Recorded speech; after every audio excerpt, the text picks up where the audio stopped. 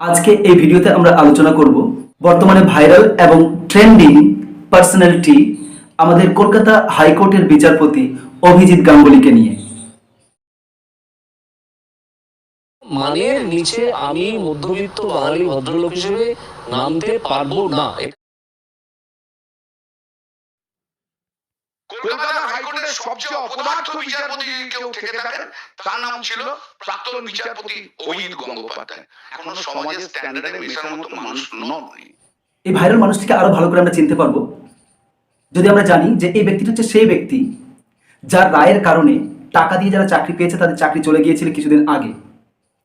তো এই লোকটা হচ্ছে সেই লোকটা, অনেক সুনাম তার শোনা হয়েছে, আমরা জানি। কেউ কেউ তাকে ভগবান হিসাবেও মানে, তবে যেই হিসাবে মানুক না কেন, তার যে সাধারণ মানুষের জন্য যে ভালো কাজ, এটা আমরা সবাই পরিচিত, সবাই আমরা জানি। তাই এই মানুষটার ভালো মন্দ নিয়েই আজকে একটু ছোট্ট আলোচনা করব। আসলে কি তিনি সাধারণ মানুষের জন্য ভালো করেছেন, উপকার তিনি কি করেছেন, না উপকারের নামে তিনি পিছনে খারাপ কিছু করেছেন, ঠিক কি কি কারণে তিনি শাসক দলের বিরুদ্ধে এত বড় সিদ্ধান্ত নিয়েছিলেন, সেই কারণগুলির মধ্যে একটা কারণ কোন এক সাক্ষাৎকারে তিনি নিজেই বলেছিলেন, সেটা শুনেন। আমার একবার অত্যন্ত অপমানজনক অভিজ্ঞতা হয়েছিল। পুরী থেকে ফিরছিলাম ট্রেনে, আজ থেকে বছর 10 আগে। একজন উড়িষ্যার ভদ্রলোক আমাকে বললেন যে আপনি বাঙালি? হ্যাঁ। বললো কোথায় থাকেন? আমি কলকাতায়। বললো আপনাদের কলেজে, ওখানে কলেজে নাকি ভর্তি হওয়ার জন্য ছাত্রছাত্রীদের টাকা দিতে হয়। আমার মাথা লজ্জায় নিচু হয়ে গেল, কারণ আমি সবসময় থেকেছি Bangabasi, Surendranath college, Saint Paul's college, এসব অনেক কলেজের মাঝামাঝি এলাকায়। এই ঘটনাগুলো আমি জানি, আমার কানে আসতো। আমার নিজের ল ক্লাব যে ছিল সে মেদিনীপুর কলেজে তার মেয়েকে ইংলিশ অনার্সে ভর্তি করাতে পারেনি, কারণ 3.5 লক্ষ টাকা চাহিদা ছিল ইউনিয়নের। এই জিনিসগুলো আর থাকবে না। আমরা বুঝতে পারলাম যে এর পিছনের কারণগুলোর মধ্যে একটা কারণ হচ্ছে তার ক্ষোভ, রাগ। এই যে দুর্নীতিগ্রস্ত যে তৃণমূল দল বা সরকার, এই সরকারের বিরুদ্ধে তার একটা রাগ এবং ক্ষোভ ছিল। এই ক্ষোভের কারণেই তিনি তৃণমূল পার্টির বিরুদ্ধে এত বড় সিদ্ধান্ত নিয়েছিলেন, আর অন্য একটা পার্টি বিজেপি পার্টিকে ঢাল হিসেবে বা ঢাল বানিয়ে তিনি এই সিদ্ধান্তটা নিয়েছিলেন, যার পরিণাম হচ্ছে যে টাকা দিয়ে নিয়ে থাকা চাকরিজীবী তাদের চাকরি থেকে বরখাস্ত হয়ে যাওয়া, চাকরি চলে যাওয়ার এই সিদ্ধান্ত নিয়ে বেশ কিছু মানুষ, সাধারণ বেশ কিছু মানুষ, ওরা খুবই খুশি যে রায়টা ঠিকই দিয়েছে, কেন তারা টাকা দিয়ে চাকরি নেবে। এটা নিয়ে সাধারণ মানুষ কিন্তু আসলে খুবই খুশিতে ছিল, তার অনেক নাম করে, অনেকে সুবাদ জানায় তাকে।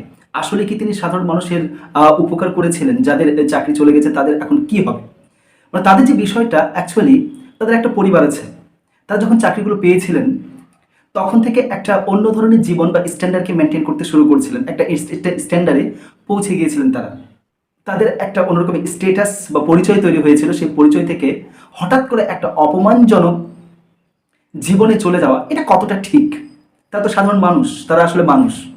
অন্যদিকে দেখতে গেলে যে সমস্ত মেয়ের বাবারা সেই চাকরিয়া জামাই পাবে বলে তারা মেয়েকে বিয়ে দিয়েছে, তাদের কি হবে? এই পরিবারগুলোর যে হতাশা, এই হতাশাতে মূল্য কে? আসলে ওই সাধারণ মানুষেরই আমাদের ক্ষতি হয়েছে। আচ্ছা, একবার ভাবুন তো, যাদের চাকরি গেছে ওদের সমাজে ওরা কতটা নিচু হয়ে গেছে। তাতে বেশ কিছু সমাজের লোক খুবই আনন্দিত যে ওদের চাকরি গেছে, ওদের বিভিন্ন রকমভাবে অপমানের চোখে দেখে, অপমানমূলক কথা বলে, টিটকারি দেয়। তবে ওই ছেলেটা যার চাকরি চলে গেছে, ও যদি আপনার পরিবার থেকে হতো তাহলে আপনি কি করতেন? ওই অপমানটা নিতে পারতেন? আচ্ছা ভাবুন তো, যে আপনার পরিবার থেকে ওইরকম একটা চাকরি প্রার্থী হচ্ছে একটা মেয়ে যার এখনো বিয়ে হয়নি, সমাজ ওকে কিভাবে দেখবে? ও কিভাবে ডিপ্রেশনে চলে যাবে? একবার ভেবেছেন? এই বিষয়গুলো খুব ইন্টারেস্টিং হলেও বিষয়গুলো দুঃখ দেয়। আসলে যাদের চাকরি গেছে, যারা দুঃখ পাচ্ছে, তারা কিন্তু সাধারণ মানুষ। ভাবুন তো একবার ওই মেয়েটার ক্ষেত্রে, যার চাকরি পেয়েছে, যার চাকরি হয়েছে, যে মেয়েটা চাকরি হয়েছে, চাকরি পাওয়ার পর তার বিয়ে হয়েছে। এবার যে পরিবারে বিয়ে হয়েছে, পরে ওর চাকরি চলে যাওয়ার পর ওর অবস্থানটা কি হবে? ওকে লোকে কী চোখে দেখবে? তাহলে এটা কি ঠিক হয়েছে? এটা মানুষের, আমরা সাধারণ মানুষ, এটা কি তাদের উপকার হয়েছে? সাধারণ মানুষের কি এই রায় উপকার দিয়েছে? যারা টাকা দিয়েছিল তাদের চাকরিটা চলে যাওয়া উচিত ছিল না, যারা টাকা নিয়েছিল তাদেরকে জেলে ভরে দেওয়া উচিত ছিল, কোনটা ঠিক করা উচিত ছিল। কিন্তু আসলে সেই নেতাদেরকে কিছু না করে অ্যাকচুয়ালি সাধারণ মানুষদেরই আবার ওই আমাদের মতো সাধারণ মানুষদেরই আবার ক্ষতি করে ফেলেছে। হ্যাঁ, অভিজিৎ গাঙ্গুলি, জাস্টিস অভিজিৎ গাঙ্গুলি, তিনি সাধারণ মানুষের জন্য ভালো করতেন। যারা টাকা দিয়েছিল তাদের চাকরি খেয়ে যারা টাকা নিয়েছিল তাদেরকে যদি জেলে ভরে দিতেন, তাহলে টাকা নেওয়ার সাহসটা কেউ করতো না। যোগ্য প্রার্থীরা তারা চাকরি পেত, তারা চাকরির আশায় তারা পড়াশোনা করতো, এটা একটা উপকার হতো। হ্যাঁ, আরেকটা উপকার হতো যদি ওই যারা টাকা দিয়ে চাকরি নিয়েছিল তাদের বাদ দিয়ে যারা রাস্তায় বসে আসে যে যোগ্য প্রার্থীরা তাদেরকে চাকরি দিয়ে দিত, তাহলে এটা একটা উপকারী কাজ হলো। কিন্তু একদল যারা টাকা দিয়ে চাকরি করছে তাদের চাকরি চলে গেছে, আবার যারা পথে বসেছিল যোগ্য প্রার্থীরা ওরা পথেই বসে আছে। তাহলে এখানে দুদিক থেকেই সাধারণ মানুষেরই আবার ক্ষতি হলো। তাহলে এখানে ক্ষতি হয়েছে, উপকার কিন্তু কিছু হয়নি। এই রায় দেওয়ার কয়েক মাস পরেই তিনি আবার রিটায়ার্ড হয়ে যান, ফলে অন্য বিচারপতি ওখানে নিয়োগ হবে। এর ফলে কিন্তু আবার সেই এই নেতারা যারা ঘুরে বেড়াচ্ছে, যারা টাকা নিয়েছিল, তারা আবার টাকা নিতে শুরু করবে। পার্টি শুধুমাত্র অপেক্ষায় ছিল যে এই বিচারপতি কয়েকদিন পর রিটায়ার্ড হয়ে যাবে, রিটায়ারমেন্ট পাবে, রিটায়ার্ড হবে, তারপরে আবার সেই দুর্নীতি শুরু হবে, এই দুর্নীতি আবার শুরু হবে। তবে সমাজে যে সমস্ত লোকেরা চিন্তা ভাবনা করে, একটু চিন্তা ভাবনা করে, তাদের মাথায় একটা ভাবনা তো আসে যে যারা টাকা দিয়ে চাকরি নিয়েছে তাদের চাকরিটা কেন নষ্ট করলো। অ্যাকচুয়ালি এখানে যারা টাকা নিয়েছে তাদের ক্ষতি করা উচিত ছিল। জানেন এর কারণটা কি? যদি ওই নেতাদের নামে সরাসরি অ্যাকশন নেয়, ওদের বিরুদ্ধে যদি রায় দেয়, তাহলে এই সাধারণ জনতাই আবার আমরা গিয়ে এই নেতাদের কেন সাসপেন্ড করেছে, কেন এইভাবে করেছে, ওটা নিয়ে আমরা আন্দোলন করতাম অভিজিৎ গাঙ্গুলির বিরুদ্ধে। কিন্তু এটাকে অভিজিৎ গাঙ্গুলি বুদ্ধি করে ঘুরিয়ে দিয়েছে যে অ্যাকচুয়ালি চাকরি প্রার্থীদের চাকরি নিয়ে নেবে, আর ওরা তখন তাদেরকে গিয়ে টর্চার করবে, ওই সমস্ত নেতাদের গিয়ে টর্চার করবে যারা টাকা নিয়েছিল। অথবা অভিজিৎ গাঙ্গুলি ভালো করেই জানেন কিভাবে কাঁটা দিয়ে কাঁটা তুলতে হয়। তবে যাই হোক না কেন, ক্ষতিটা কিন্তু সাধারণ মানুষেরই হয়েছে।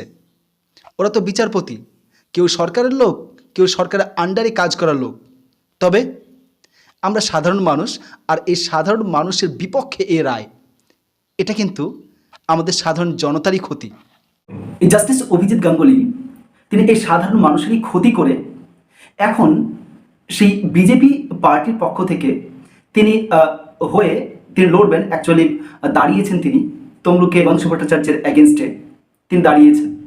তো বিজেপিকে ঢাল বানিয়ে এতগুলো সাধারণ মানুষের ক্ষতি করে তিনি এখন আবার সাধারণ মানুষের ভালোর জন্যই আবার দাঁড়িয়েছেন। কতটা ভালো করতে পারে সেটা দেখার বিষয়। এখানে কোনো রাজনৈতিক দলকে সাপোর্ট করা হচ্ছে না, বা কোনো রাজনৈতিক দলের নামে অন্য কিছু বলাও হচ্ছে না। তিনি সাধারণ মানুষের জন্য কতটা কাজ করবেন, কতটা ভালো করবেন, এটা আর একটু উদাহরণ দিয়ে আমরা জেনে নিই। এক সাক্ষাৎকারে তিনি বলেছেন অভিষেক ব্যানার্জিকে তিনি চেনেন না, বরঞ্চ অভিষেক বন্দ্যোপাধ্যায় তার নাম নিতে চাননি, তালপাতা সেপাই ইত্যাদি বলেছেন। না না, আমি এই নামটা এখনো তো জানি না। এটা কি আমাদের রাজ্যের শাসক দলের সর্বভারতীয় সাধারণ সম্পাদক, তার নাম অভিষেক বন্দ্যোপাধ্যায় এবং সাংসদ। একটা কার নাম বললেন, আপনি আমাকে কি নাম বললেন, আমি তাকে রেকগনাইজ করতে পারছি না। অভিষেক ব্যানার্জি কে, এই ব্যাপারটা নিয়ে তিনি আলোচনা করেছিলেন। আসলে কি অভিষেক ব্যানার্জি এই তৃণমূল পার্টির কেউ না? তিনি বড় পদে আছেন, দায়িত্বে আছেন একটা, তৃণমূলের বিরুদ্ধে তিনি দাঁড়িয়েছেন বিজেপির পক্ষ হয়ে, আর তিনি অভিষেক ব্যানার্জিকে চেনেন না? এত বড় মিথ্যা তিনি বলতে পারেন?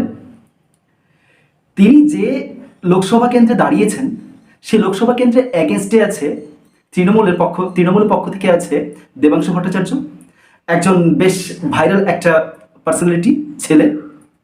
অন্যদিকে সিপিএমের পক্ষ থেকে আছেন সায়ন। তাহলে এখানে যার বিরোধিতা করছেন তাকে অভিজিৎ গাঙ্গুলি চিনবেন না? এটা কোনো কথা হলো? আবার তিনি আবার বলেন, মানে এতটা অহংকার প্রদর্শন করে বলেন যে কে ওরা, ওদেরকে তিনি জানেন না, তুচ্ছ তাচ্ছিল্য করে কথা বলেন। কে তারা?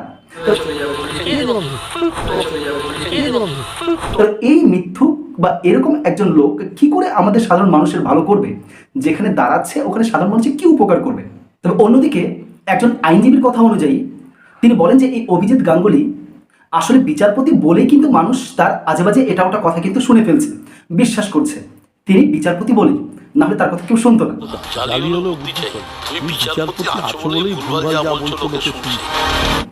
আর এই মিথ্যুক বা মিথ্যার কারণে কতটা মানুষের ক্ষতি হয়ে থাকে সেটা এক ঝলক দেখাচ্ছে। আমাদের সমাজে প্রচলিত, ধরেই নেন যে 10,000 টাকা কারো কাছ থেকে আপনি ধার নিয়েছেন। এবার আপনি ধার নিয়েছেন এই কারণে যে ওই ধারটা পরিশোধ করবেন, যে আপনি কাউকে আবার 10,000 টাকা ধার দিয়েছেন, ওর কাছ থেকে পেলে আপনি এটাকে পরিশোধ করে দেবেন। কিন্তু যার কাছে আপনি পাবেন ও আপনাকে ডেট দিচ্ছে, আপনি সততার সঙ্গে তাকে ডেট দিয়েছেন যার কাছ থেকে আপনি ধার নিয়েছেন, কিন্তু যার কাছে আপনি পাবেন সে আপনাকে ডেটের উপর ডেট দিচ্ছে। ওই ডেট অনুযায়ী যখন আপনি একজন ভালো মানুষ হয়ে যখন আপনি তাকে ডেট দিবেন, ওই লোক তখন ভাববে আসলে এই লোকটা হচ্ছে একদম বাজে একটা লোক, যে ডেটের উপর ডেট দেয়, মিথ্যা কথা বলে। আসলে এর কারণটা হচ্ছে ওই ব্যক্তি যাকে আপনি টাকা ধার দিয়েছেন, ও যদি মিথ্যা কথা না বলতো তাহলে কিন্তু এই একটা ভালো মানুষ আর নষ্ট হয়ে যেত না। তাহলে এরকম ক্ষতি সমাজে কিন্তু হচ্ছে শুধুমাত্র এই ধরনের মিথ্যুকদের জন্য। তাহলে এত বড় জাস্টিস হয়ে যদি তিনি এরকম মিথ্যাবাদী হতে পারেন, তাহলে আমাদের সাধারণ মানুষ কি পর্যায়ে যেতে পারে, কি পর্যায়ে তারা সেই রাজনীতি করতে পারে, নিচে নামতে পারে, সেটা ভাবার বিষয়। আমরা হিন্দু মুসলিম যাই হই না কেন, আমরা হলাম সাধারণ মানুষ। আর এই নেতাদের উচিত বা লোকেদের উচিত এই সাধারণ মানুষের ভালো করতে গেলে অবশ্যই কাজ দিয়ে ভালো করেন, মিথ্যা বা এটা ওটা কথা দিয়ে কোনোদিনও কাজ করা উচিত নয়। আর আমাদের সাধারণ মানুষের উচিত হবে যে মানুষের কথাকে বিশ্বাস না করে তার কাজকে বিশ্বাস করা, আসলে তার কাজ দেখে মানুষকে বিচার করা। ধন্যবাদ সবাইকে।